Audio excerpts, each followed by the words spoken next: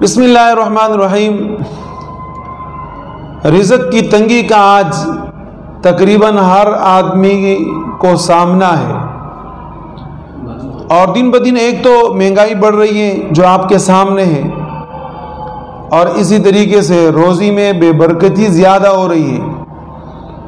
تو رزق میں تنگی کی بنیادی 3 وجوہات ہیں جو آج مسلمانوں کے اندر بہت ہی زیادہ پائی جا رہی ہے۔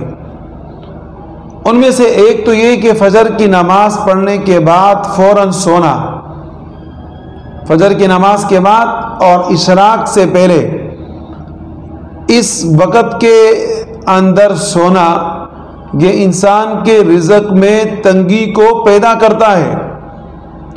اور اسی طریقے سے عصر اور مغرب کے درمیانی وقت میں سونا، اس وقت اگر انسان سوئے تو اس کی وجہ سے بھی رزق کے اندر بڑی تنگی آتی ہے۔ اور تیسری چیز کھڑے ہو کر کنگھی کرنا، جو ہم کھڑے ہو کر کنگھی کرتے ہیں نا، بالوں کو صحیح کرتے ہیں، درست کرتے ہیں، تو کھڑے ہو کر کرنے کی وجہ سے رزق میں تنگی آتی ہے۔